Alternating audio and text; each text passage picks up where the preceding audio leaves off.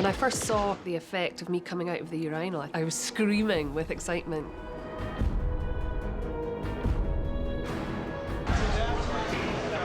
Jim's task for season 2 has been enormous. We have very, very limited amounts of time to turn around these effects. I would say the biggest challenges were to make the Terminator future familiar.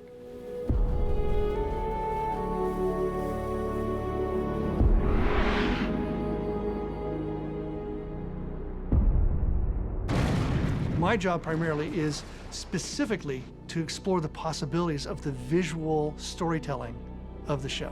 Whatever visual effects appear, I think those are incidental to what you're doing. And I think that we've very rarely written something that is just doing an effect for an effect's sake. It begins with an idea, and the idea is character-driven. Josh writes character arcs. And what's really cool about that is that it means something. At the end of the day, you know, you can do the greatest visual effect in the world, but if it doesn't mean something emotionally to the audience, it won't have any impact. Jim Lima is a tremendous resource for our production as visual effects supervisor, and he is a deep, deep well of creative ideas. The first place all this starts is in shot design, and I start immediately with like little thumbnail sketches of what, you know, what is the story that has to happen here, and then in the process of doing that, it also becomes a blueprint of execution. These are the things we're going to need to do to be able to capture that. He's like having Leonardo da Vinci on some level in the room all the time. I'm very art and design driven, and this is something that I've always done, and it's my approach, is that, you know, I look at it as a graphic novel or animation. And what do those things start off with? Those two particular pieces of entertainment start off with drawings. We'll sit at a production meeting and he will pass me notes that have crazy ideas on it. He had one about the eel in Weaver's office being the key to a time machine. And it was, you know, just completely out there. What we're trying to do with digital visual effects is tell the story. It's always in service of the script that we create digital visual effects. We can ever do several versions of this if you like. We can ever do this and the recoil this way. You know, so then that way it'll look like Terminator head this way. Yeah, exactly. You have to go in with a plan. The storyboards, the script, the shot breakdown. I work very closely with the directors and the executive producers on before we go into battle, here's what we're going to do. And again, she can do this all in slow motion. You know, she can do it at like a half speed, and then I'll speed ramp it, and then we'll have the actual vehicle smash.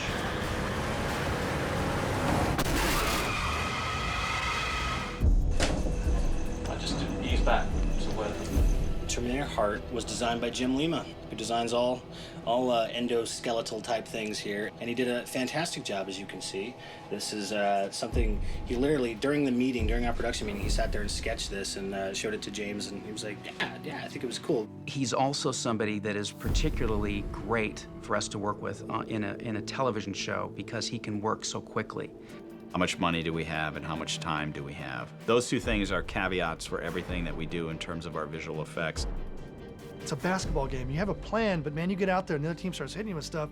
You have got to be able to be spontaneous and make an adjustment quickly. So on set, I will constantly rewrite the storyboards and go, oh, we should be doing it this way. Or the director sees an angle or there's a performance that suddenly none of us would have thought about. Let's go in that direction. Visual effects was... We can go to him and say, okay, Jim, we need to design an HK prototype that is also reminiscent of the California drones for episode 13, which is Earthlings Welcome Here. Now, that's not easy. It's easy for Jim. There is some sort of strange, fantastical engineering inspiration to most of the things that he creates, and it isn't. He's not just saying, here's a ray gun, or here's how we're gonna do our time machine. He wants it to have a science behind it. Here's the real world over here. In the real world, there's designers and engineers, and they design things that are manufactured and made for us to use. Cars, airplanes, bridges, things like this. In feature films, it used to be, oh, that's just Hollywoodized. But, you know, the post-Jim Cameron era is all about design things that are so rooted in reality. There's so much of reality in the DNA of that design that it could be real. It makes everything just feel more realistic, and you're not pushing it, just because it's a science fiction show, you're not pushing it to a place where it seems ridiculous. In the story of Terminator, the Sarah Connor Chronicles, things that are designed have to fit within the narrative. And so it has to be engineered, but it also has to tell a story. It has to tell a story that's either about its character or about its function. For example, the T-1001.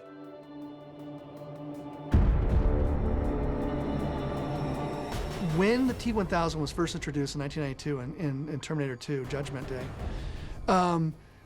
it was an incredible leap forward. There was a shift in technology and possibility in filmmaking. But then something happened, something that wasn't good. It became ubiquitous. Suddenly, everything was being morphed. And you had dishwasher commercials that were morphing, and tire commercials and jelly bean commercials. Suddenly, everything was morphing. We had a precedent. We had a precedent from Terminator 2. And I really laugh at our initial conversations about it now because we talked about it and Jim said, I think we'll be able to do it faster, and I think we'll be able to do it better, and I think we'll be able to, do it cheaper. After the urinal morph, which took the 90 different passes, I said to Jim, I thought you said that all this morphing thing was easy now. He's like, I was wrong. It was really tough to sort of get it to the point where it kind of looked right. Just because you have a program that morphs something doesn't mean it ends up looking like you want it to look, especially if you're morphing things like a toilet into, Shirley Manson. It was just so cool and seemed very sort of in tune with particularly the first 2 Terminator movies that I was a huge fan of, and I was like, oh my God, that could have come straight out of like T1 or 2, so I was really chuffed. I think he's done an amazing job. To be the T-1000, we had to do a 3D rendering of her in various different costumes. Then, and this goes to performance and acting, she needs to act like a liquid metal Terminator and get that movement right. I became such a great actress that I actually became a urinal. It was really impressive. Sorry I pissed you off, Mr. Tuck. I live for pushing the visual possibilities of the technology.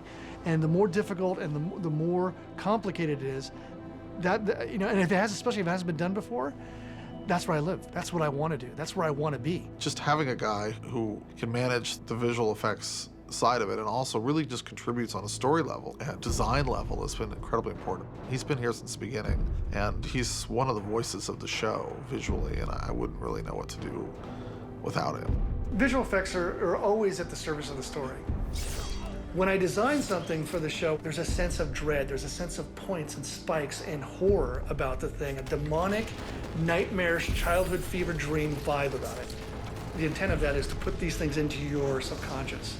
And that's the kind of dread that is kind of always percolating. Josh's amazingly genius scripts. I like to think I also am putting that into the visual effects.